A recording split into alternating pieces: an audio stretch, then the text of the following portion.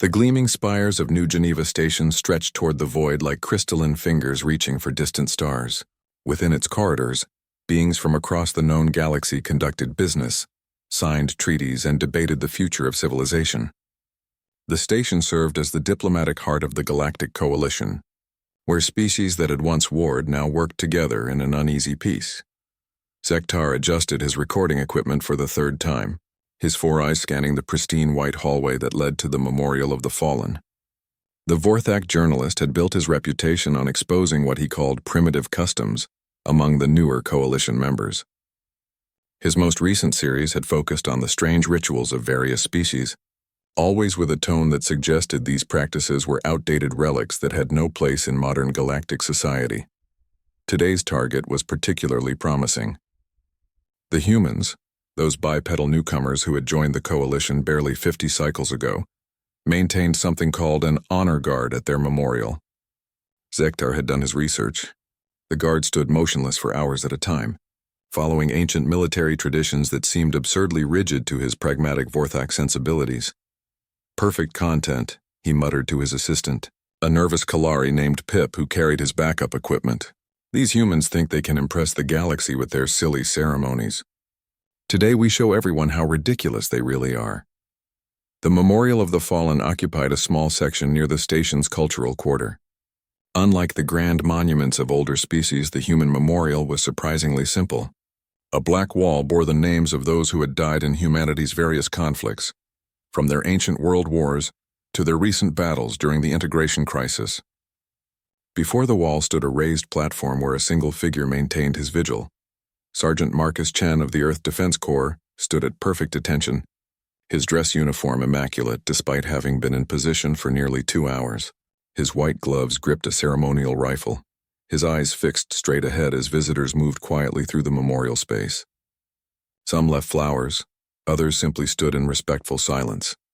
Zektar approached with his camera active, noting how other species maintained appropriate distance from the guard.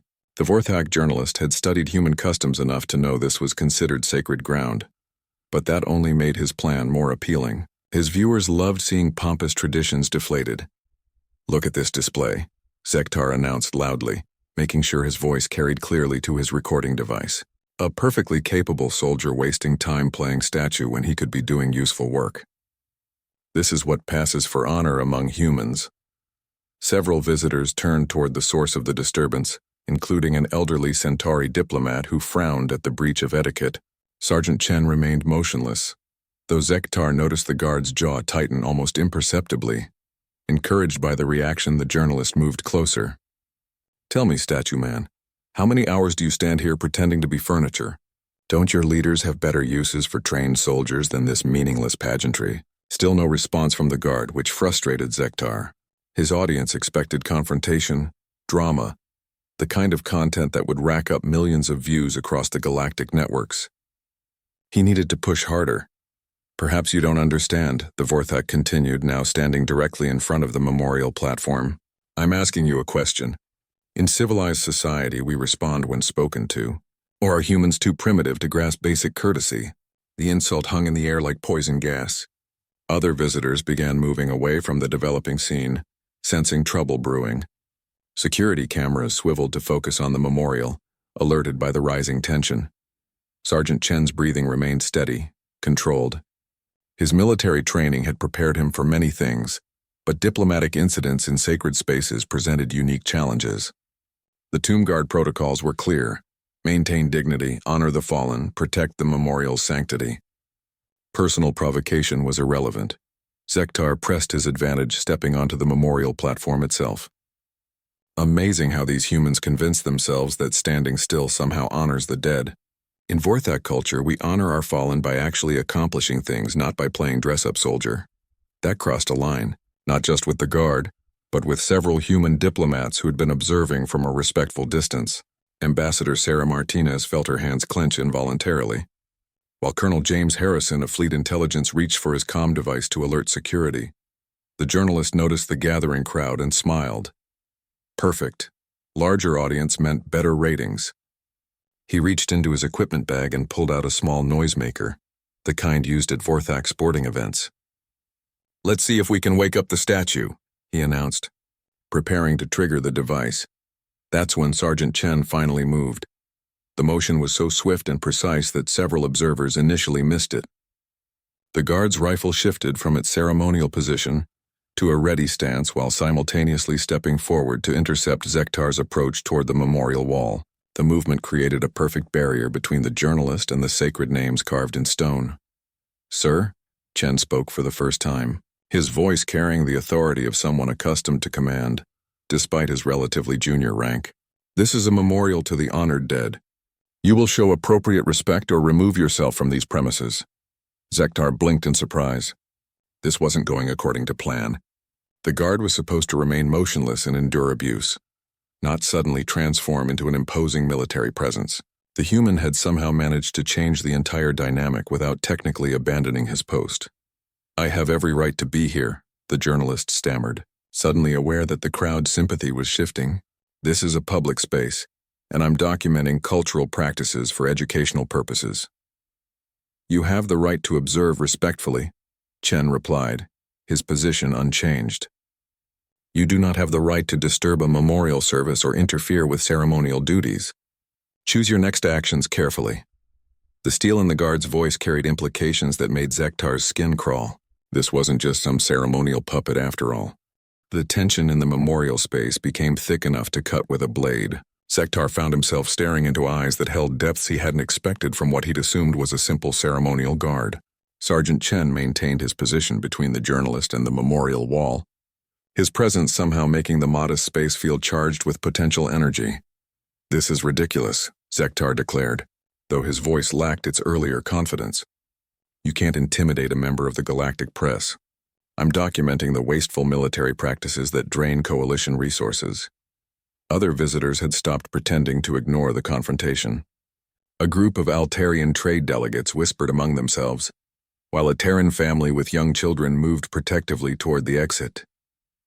The memorial's usual atmosphere of quiet reverence had been shattered, replaced by something that felt dangerous. Chen's expression remained neutral, but his training had kicked into high gear. He'd recognized the noisemaker in Zektar's equipment as a sonic disruptor, capable of triggering acoustic damage to the memorial's sensitive recording systems. The carved names weren't just stone. They incorporated memory crystals that preserved final messages from fallen soldiers. "Damage to those systems would be catastrophic, sir. I need you to place your equipment on the floor and step away from the memorial," Chen said, his tone remaining respectful but carrying unmistakable authority. "Your device poses a threat to irreplaceable historical artifacts." "My device?" Zektar looked down at the noisemaker still clutched in his lower hand. "This is standard recording equipment. You're being paranoid." Ambassador Martinez stepped forward from the crowd, her diplomatic instincts warring with her desire to see the obnoxious journalist taken down several notches. "Perhaps we should call station security to mediate this situation," she suggested diplomatically. "No need," Chen replied without taking his eyes off Zektar. "This gentleman is going to make the right choice." The confidence in the guard's voice unnerved the journalist. Zektar had expected either passive submission or clumsy aggression, both of which would have made excellent content for his exposé. Instead, he faced controlled competence that somehow made him feel like he'd wandered into the den of a sleeping predator. "You're trying to suppress free journalism," Zektar accused, raising his voice to ensure his recording equipment captured every word. "This is exactly the kind of authoritarian behavior we should expect from a militaristic species like humanity." Several coalition citizens in the growing crowd shifted uncomfortably at that comment. The integration crisis was still fresh in galactic memory, when humanity had helped defend several worlds against the hegemony fleet. Calling them militaristic after they'd saved millions of lives struck many as ungrateful. Chen's jaw tightened again, but his voice remained steady. "Sir, this is your final warning. Remove the disruptor device and leave the memorial space, or face the consequences of threatening a coalition historical site." "Threatening?" Zektar laughed, though it sounded forced even to his own ears. "I'm standing here with a microphone, not a weapon. Unless you're admitting that human guards attack unarmed journalists." The journalist triggered his noisemaker.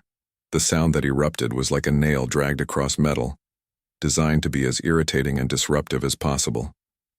It echoed off the memorial walls, drowning out the subtle audio recordings that normally played softly in the background. Several visitors covered their ears while the younger children began crying. But it was what happened to the memorial wall that made everyone gasp. The memory crystals embedded in the carved names began flickering, their soft blue glow stuttering as the sonic interference disrupted their delicate electronics. These weren't just decorative elements. They contained the final words, letters home, and last messages of every human soldier whose name appeared on the wall. Irreplaceable pieces of human history were being damaged in real time. Chen moved. The transformation was startling in its completeness. One moment he was a ceremonial guard maintaining a respectful vigil. The next he became something that reminded everyone why humans had earned their reputation as formidable warriors.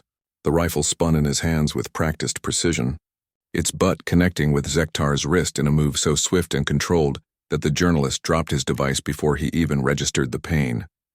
In the same fluid motion, Chen stepped forward and caught the falling noisemaker, switching it off while simultaneously positioning himself to prevent Zektar from reaching any of his other equipment.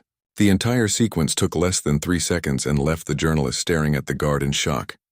"My wrist," Zektar yelped, cradling his injured arm. "You attacked me." "This is assault!" "Negative," Chen replied calmly, though sweat beaded on his forehead from the adrenaline rush. "You were damaging Coalition memorial property with a prohibited device. I used minimum necessary force to prevent further destruction of historical artifacts." The memorial space fell silent, except for the soft resumption of the background recordings as the memory crystals stabilized. The blue glow returned to normal, though several names flickered ominously where damage had begun to occur. Station security finally arrived, led by Chief Inspector Voth, a burly Saurian whose reputation for fairness was matched only by his intolerance for troublemakers. He surveyed the scene with experienced eyes, taking in the crowd, the equipment scattered on the floor, and Zektar nursing his wrist. "What exactly happened here?" Voth asked, his translator rendering his growling voice into standard galactic. "This human attacked me without provocation," Zektar declared immediately. "I was conducting legitimate journalism when he assaulted me with his weapon. I demand his immediate arrest." Murmurs rippled through the crowd at this blatant misrepresentation of events. Several witnesses stepped forward, including the Altarian delegates who had observed the entire confrontation. Chief Inspector Voth turned to Chen, who had returned to attention, but remained ready to act if necessary. "Sergeant, your version of events?"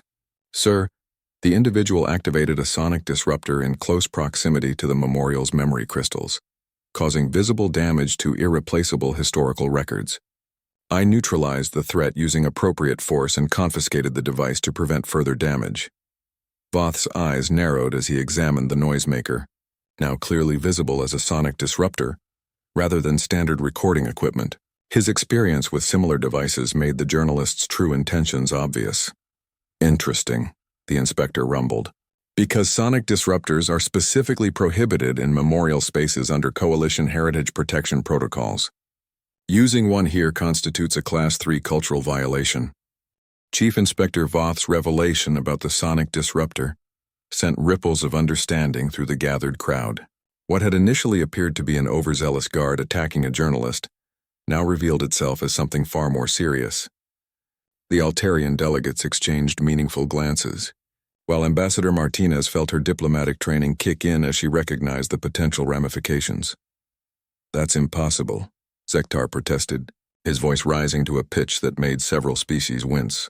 "It's standard Vorthak recording equipment. This human is lying to cover up his assault on a member of the Free Press."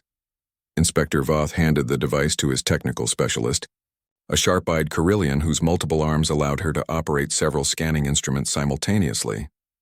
Within moments, her equipment confirmed what the inspector had suspected.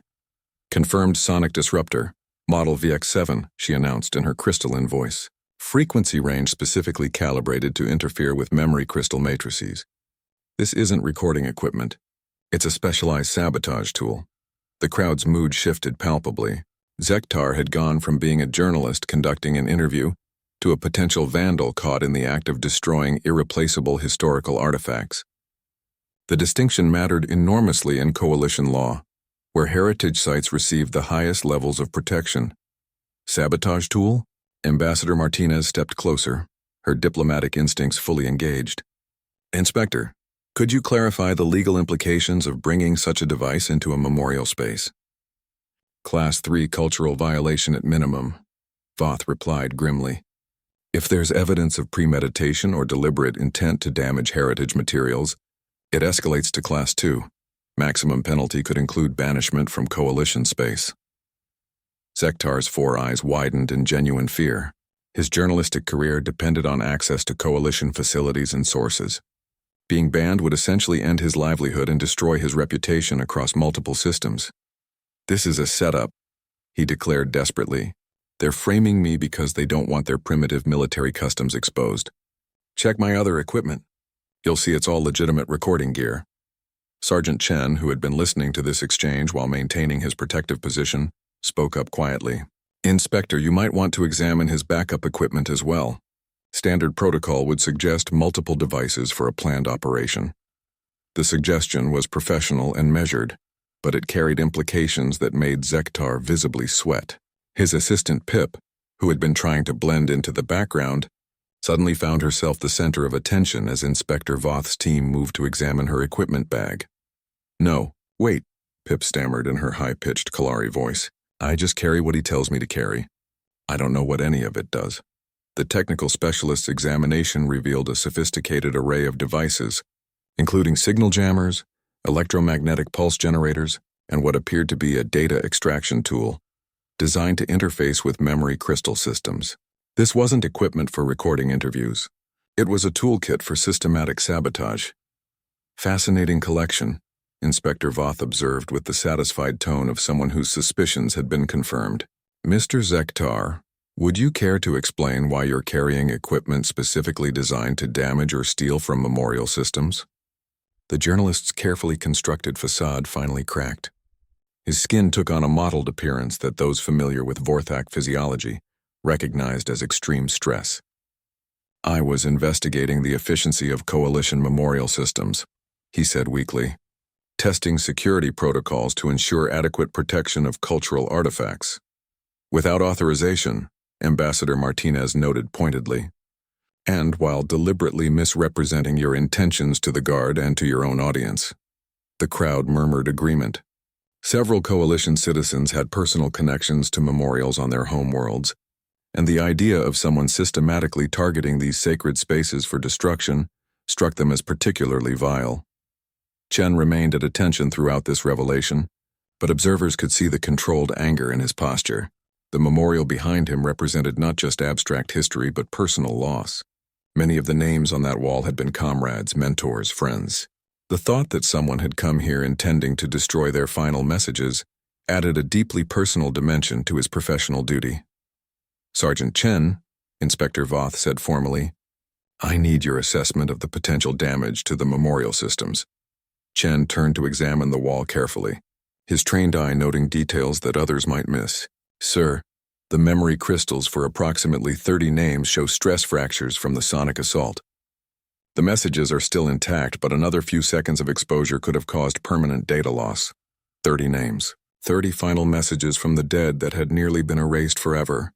The weight of that near catastrophe settled on everyone present, making Zektar's actions seem even more despicable. A new voice joined the conversation as Colonel Harrison of Fleet Intelligence arrived, having been alerted by the security incident. His presence added another layer of gravity to the situation, suggesting that this matter had implications beyond simple vandalism. "Inspector," Harrison said with military precision, "I need to inform you that this individual has been flagged by our security systems. Zektar has visited 17 different coalition memorial sites in the past 6 months, always with similar equipment configurations." The revelation hit like a thunderbolt. This wasn't an isolated incident or a misguided attempt at journalism. Zektar had been conducting a systematic campaign against coalition memorial sites, potentially damaging irreplaceable historical records across multiple worlds. 17 sites? Ambassador Martinez couldn't hide her shock. How much cultural heritage might have been lost? "We're conducting assessments now," Harrison replied grimly. "But preliminary reports suggest significant damage at several locations. Memory crystal failures, corrupted audio recordings, even some physical damage to carved surfaces." The crowd's anger was now openly visible. Representatives from multiple species realized that their own memorial sites might have been targeted. The Centauri diplomat who had frowned at the initial disturbance now looked ready to call for formal charges, while the Altarian delegates were speaking rapidly in their native language, clearly discussing the implications for their own cultural sites. Zektar seemed to shrink under the weight of scrutiny. His initial arrogance completely evaporated. "I was exposing waste," he said weakly. "These memorials consume resources that could be used for practical purposes. The galaxy needs to move beyond primitive ancestor worship." "Ancestor worship," Chen spoke up, his voice carrying a dangerous edge that made several observers step back. "Is that what you think this is?" For the first time since the confrontation began, the guard abandoned his formal posture and stepped down from the memorial platform. His movement was fluid and controlled, but it carried unmistakable menace that reminded everyone present why humans had earned their fearsome reputation in battle. Sergeant Chen's approach transformed the atmosphere in the memorial space. Where moments before he had been a professional soldier maintaining ceremonial duties, now he moved with the controlled intensity of someone whose deepest convictions had been challenged. The crowd instinctively formed a wider circle, sensing that something significant was about to unfold. "You want to know what this memorial represents?" Chen asked, his voice carrying across the space with crystal clarity. "It's not ancestor worship, Mr. Zektar. It's a promise." The guard stopped directly in front of the journalist, close enough that Zektar had to crane his neck upward to meet his eyes. "Every name on this wall represents someone who died so that others could live. Not for glory, not for conquest, but so that civilians could sleep safely in their beds."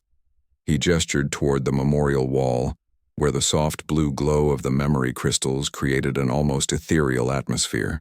Staff Sergeant Maria Rodriguez died holding an evacuation point on Kepler 442, while civilians escaped a hegemony bombardment. Her last message was to her daughter, telling her to be brave and kind. Chen's voice never rose, but its intensity seemed to fill the space completely. Lieutenant Commander James Park went down with his ship to buy time for a refugee convoy. His final words were coordinates for a safe harbor, transmitted even as his vessel broke apart around him. Several members of the crowd found themselves wiping away tears as the guard continued his recitation. These weren't abstract historical figures. Chen spoke of them as if he had known them personally, with details that brought their sacrifices into sharp focus. Private Second Class Amy Chen, no relation to me, threw herself on a plasma grenade to shield a Centauri family during the Station Beta incident. She was 19 years old. Her last recording was an apology to her parents for not getting to see them again. The Centauri diplomat in the crowd made a soft sound of recognition. Station Beta had been his homeworld's primary orbital facility. He remembered the attack, remembered the human soldiers who had arrived to help when their own defenses failed. Zektar tried to interrupt. "These are exactly the kind of wasteful heroics that my work exposes. Rational beings would have found more efficient solutions." "Efficient solutions?" Chen's voice cut through the journalist's words like a blade. "You mean like abandoning civilians to die because saving them wasn't cost-effective? Like calculating acceptable loss ratios instead of treating every life as irreplaceable?" Inspector Voth watched this exchange with professional interest. He had seen many interrogations, but few where the truth emerged with such devastating clarity. Chen wasn't just defending a memorial. He was articulating the fundamental philosophical differences between species. "Every message in these crystals represents a choice," Chen continued, his gaze never leaving Zektar's face. "A moment when someone decided that something was more important than their own survival. The Vorthak might call that inefficient, but we call it human." Ambassador Martinez felt her diplomatic training warring with genuine pride in her species. Chen was handling this confrontation better than most trained negotiators, using simple truth as his primary weapon. Colonel Harrison stepped forward, adding his voice to the discussion. "Sergeant, perhaps our visitor would benefit from understanding the broader context of these memorials." Chen nodded respectfully to his superior officer.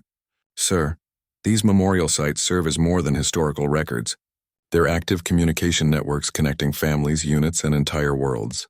The memory crystals don't just preserve final messages. They allow ongoing connections between the living and the dead."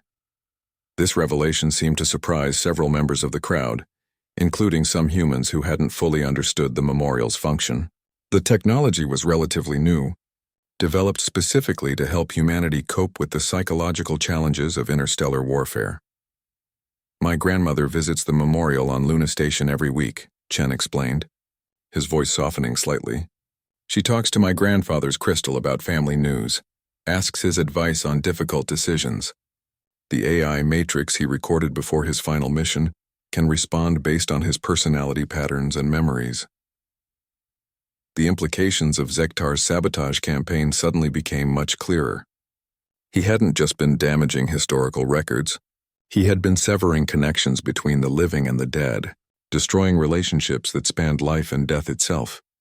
"You've been murdering the dead," Colonel Harrison said bluntly, his voice carrying the weight of formal accusation. "Every memory crystal you've damaged represents someone's father, mother, child, or friend being silenced forever." Zektar's skin had turned completely pale, a sign of extreme distress in his species. "I didn't know," he whispered, though his protest sounded hollow even to himself. "The briefing said they were just ceremonial recordings." "Briefings?" Inspector Voth pounced on the word immediately. "Who briefed you, Mr. Zektar?" This level of knowledge about memorial systems suggests coordination with hostile intelligence services. The journalist's assistant Pip chose that moment to collapse entirely, her small frame shaking as she began sobbing in the high-pitched tones of terrified Kalari. "I told him we shouldn't do this," she wailed. "I told him the hegemony contacts were dangerous, but he said the payment was too good to refuse." The hegemony. The same alliance that had attempted to conquer half the galaxy before the Coalition's formation, that had been responsible for the deaths of billions across multiple species. The same enemy that humanity had helped defeat during the integration crisis. "The hegemony is paying for memorial sabotage?"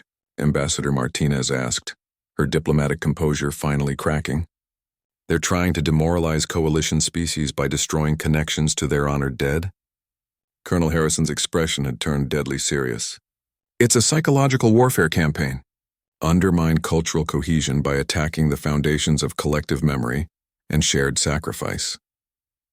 Chen returned to his position before the memorial wall, but his stance had changed.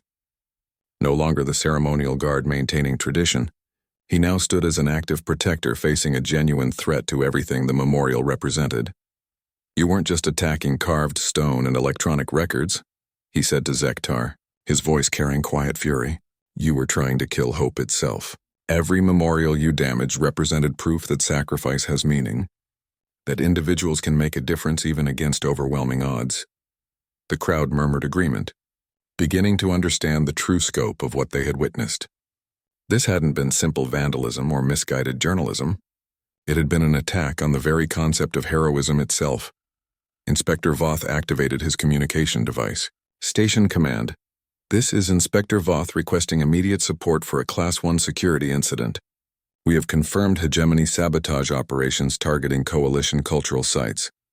Class 1 incidents were reserved for direct threats to station security or Coalition stability.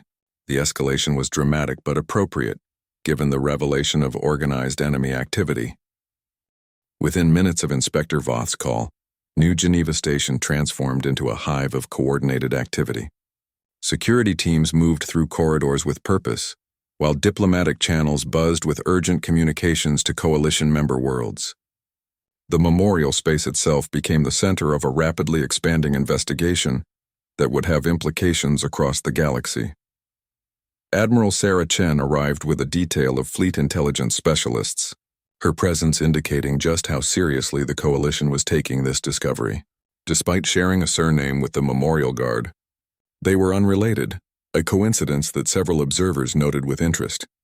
"Colonel Harrison," the Admiral said briskly, her uniform bearing decorations from the integration crisis and several other major conflicts. "I need a complete briefing on this situation. The Security Council is convening an emergency session based on your preliminary report." Harrison gestured toward the gathered evidence and participants. "Ma'am, we have confirmation of a hegemony-sponsored sabotage campaign targeting Coalition memorial sites. 17 locations compromised over 6 months, with systematic attempts to damage memory crystal networks and cultural heritage sites." The Admiral's expression darkened as she absorbed the implications. Memory crystal technology was relatively new, developed by humanity and shared with coalition partners as part of their integration process. The idea that it was being systematically targeted suggested enemy intelligence had detailed knowledge of its importance.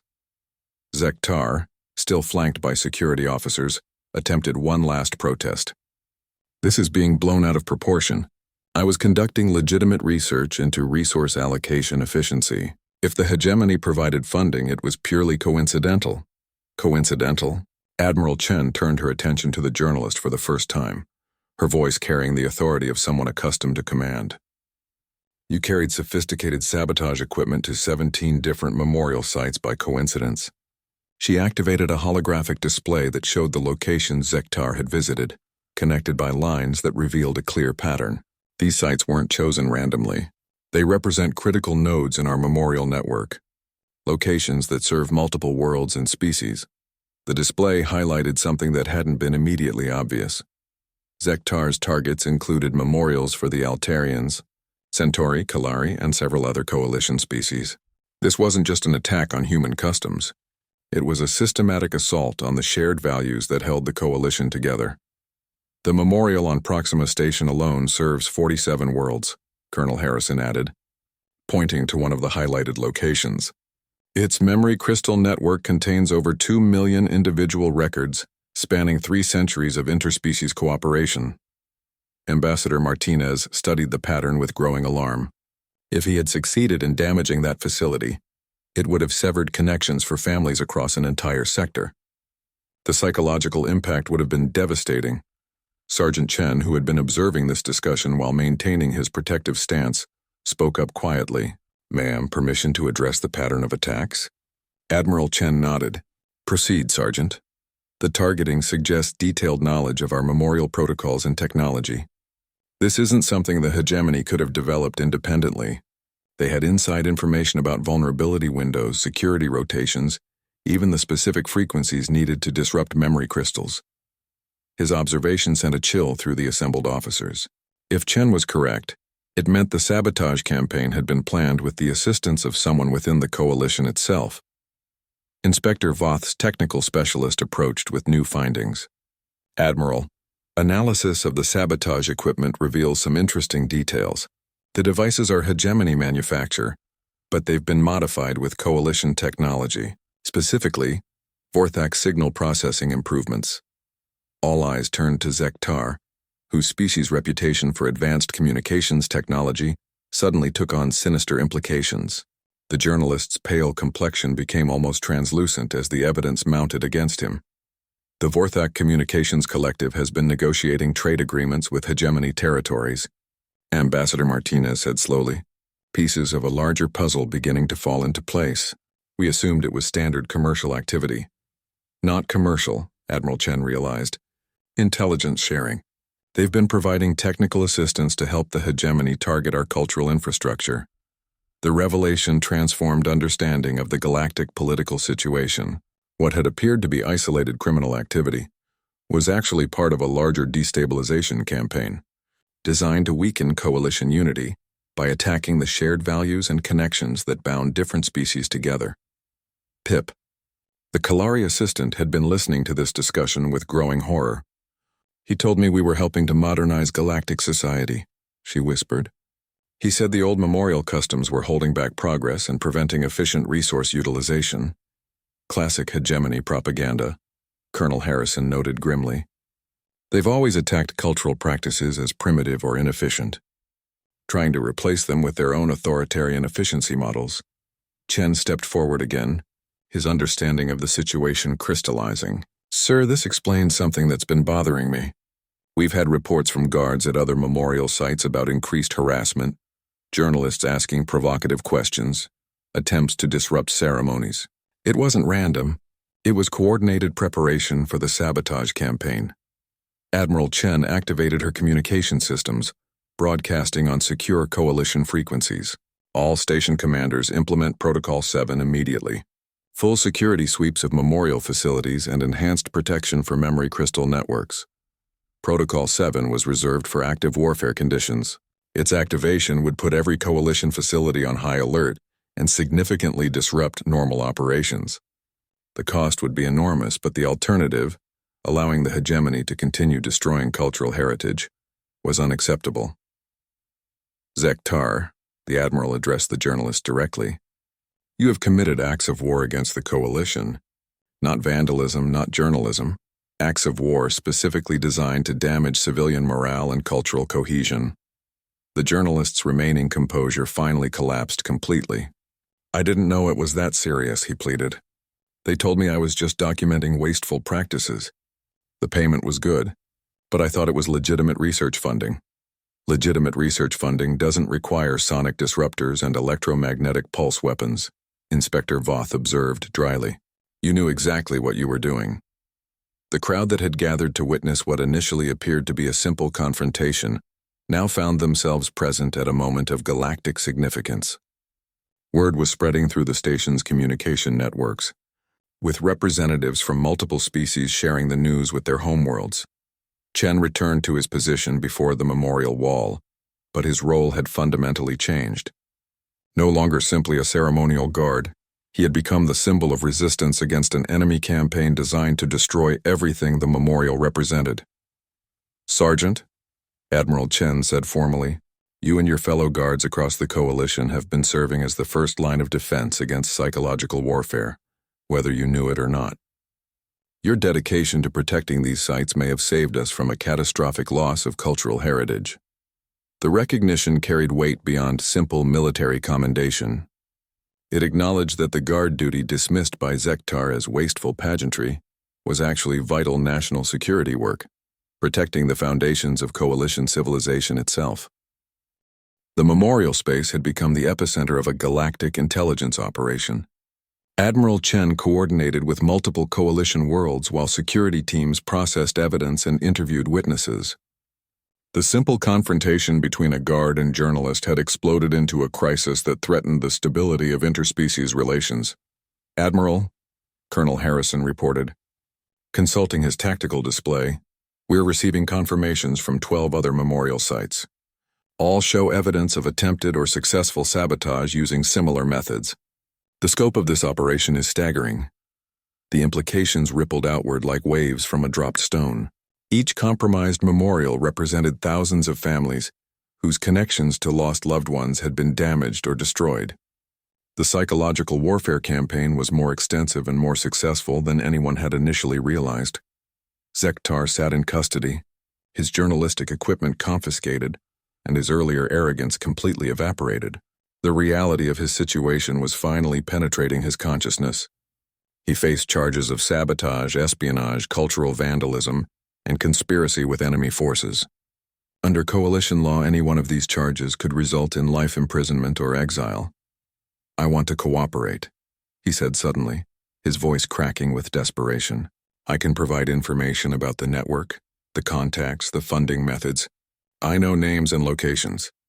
Inspector Voth leaned forward with interest.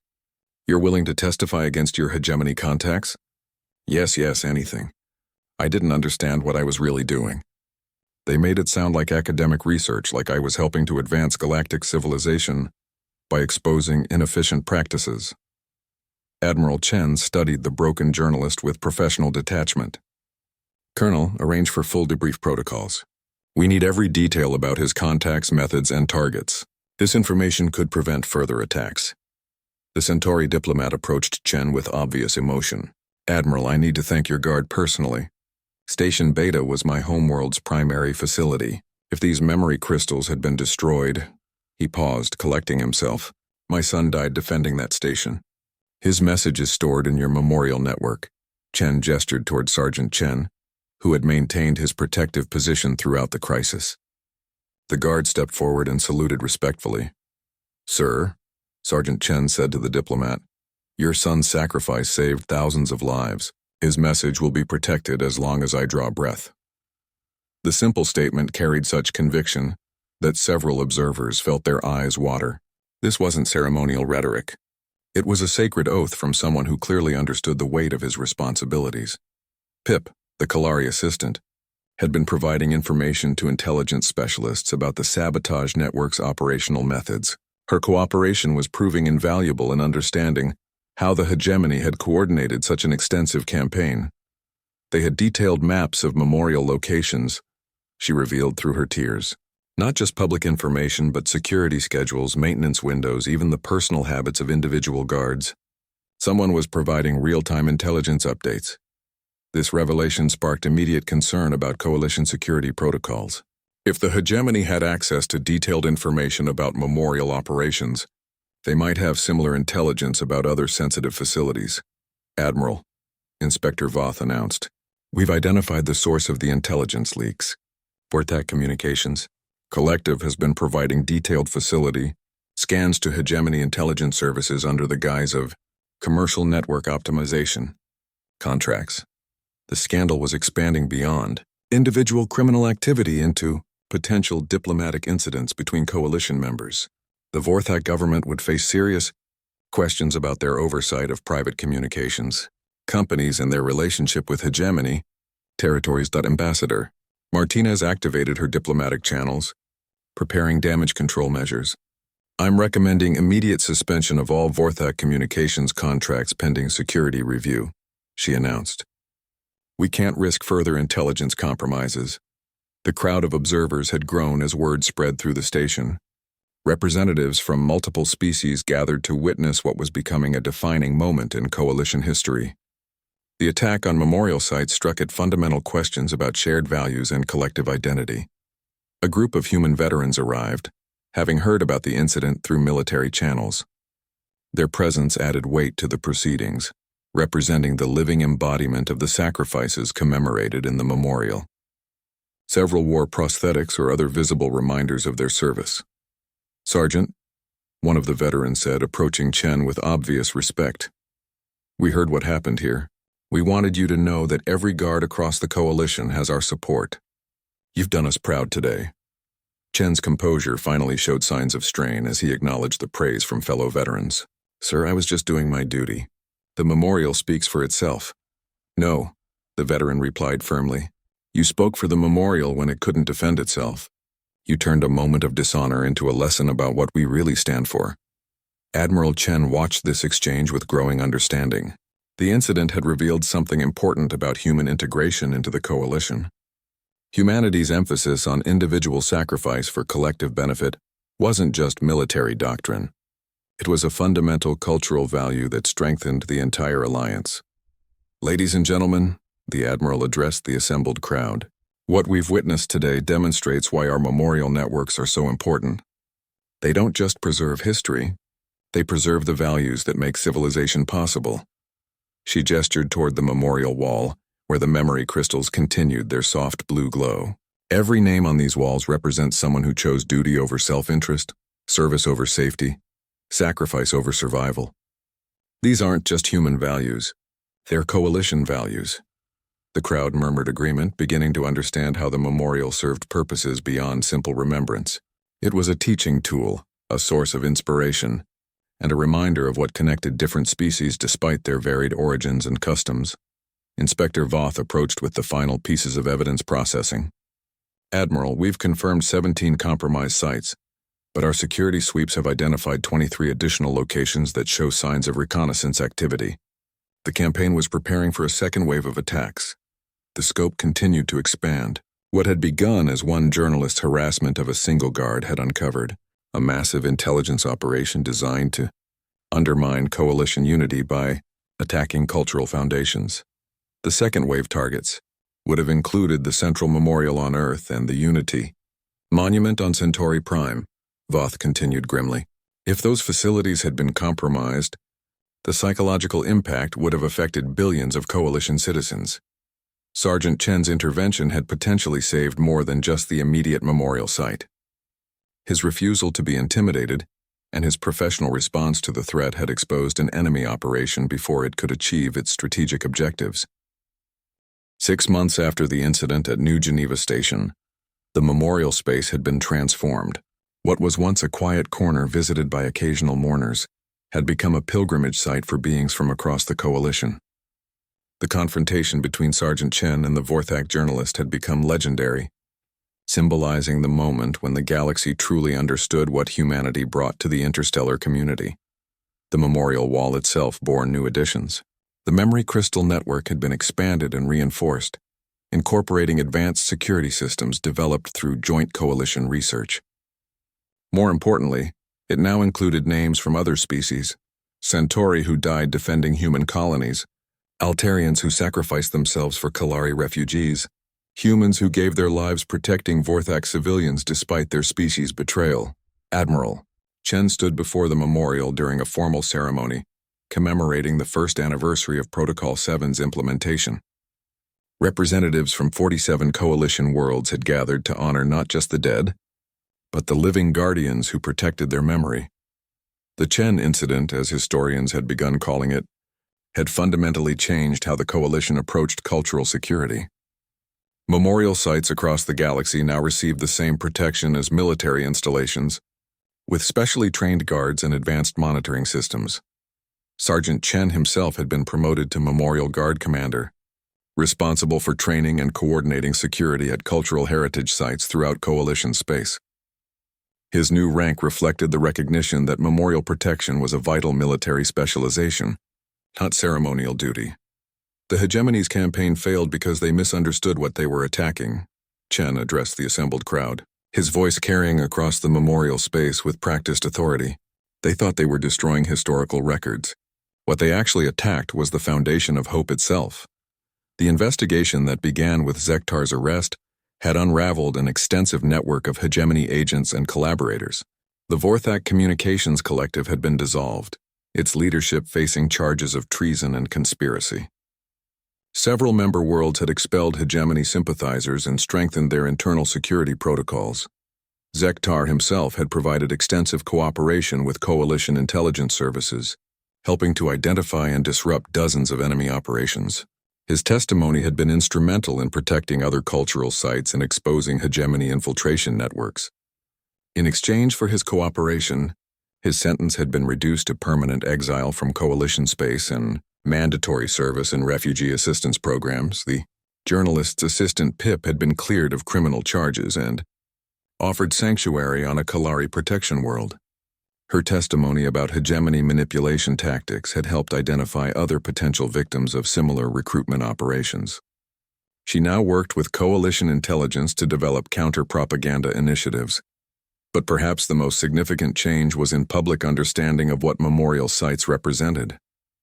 The memory crystal networks were no longer seen as quaint human customs, but as revolutionary technology that could preserve the essence of individuals beyond death while strengthening the bonds between living communities. We've received requests from 37 species to implement similar memorial systems on their homeworlds, Admiral Chen announced during the ceremony. The technology that began as a human innovation has become a galactic standard for honoring sacrifice and maintaining cultural connections. The crowd included many who had been present during the original incident. Ambassador Martinez had been promoted to Secretary of Cultural Affairs, tasked with developing policies to protect heritage sites across coalition space. Inspector Voth had become Director of Memorial Security, leading a new specialized division focused on cultural protection. The Centauri diplomat whose son had died at Station Beta approached the memorial wall, where he had become a regular visitor. The memory crystal containing his son's final message now allowed ongoing conversations, providing comfort and guidance that transcended death itself. "My son told me something interesting yesterday," the diplomat shared with others nearby. "He said that death is just another form of service, continuing to guide and inspire the living even after the body fails. These crystals don't preserve the dead. They extend life itself." Chen watched this interaction with deep satisfaction. The memorial had achieved its highest purpose, not just remembering the fallen but allowing their wisdom and love to continue serving the living. This was what Zektar had tried to destroy, and what the coalition now protected with unprecedented dedication. A group of young cadets from the Coalition Military Academy approached Chen for their scheduled tour. Teaching the next generation about memorial traditions had become one of his most important duties, ensuring that future guards understood both the technical and spiritual aspects of their responsibilities. "Commander," one of the cadets asked, "is it true that you stopped a galactic war by standing still?" Chen smiled at the simplification. "I didn't stop a war, cadet. I prevented the enemy from killing hope. The real victory came from everyone else understanding what was at stake and choosing to defend it. The memorial space filled with the soft harmonics of the memory crystals as more visitors arrived. For the anniversary ceremony, each name glowed with its own story, its own sacrifice, its own contribution to the greater good. The wall had become more than a record of the dead. It was a living testament to the values that made civilization possible. As the ceremony concluded and visitors began to disperse, Chen resumed his traditional position before the memorial wall. The threat that brought him recognition was gone, but his vigil continued. New names would eventually join those already honored, and future generations would need reminders of what sacrifice meant. The inscription added after the Zektar incident read simply, "They served so others could live. We remember so others can learn." Their watch continues in those who guard their memory. The soft blue glow of the memory crystals reflected off Chen's dress uniform as he stood at eternal attention. No longer just a ceremonial guard, but a guardian of hope itself. Behind him, the voices of the dead whispered wisdom to the living, their messages preserved and protected by those who understood that some duties transcend death itself. In the end, the journalist who came to embarrass a tomb guard had instead given the galaxy a lesson in what true honor meant. The memorial stood stronger than ever, a beacon of shared values in a universe where sacrifice and service still mattered more than efficiency or personal gain.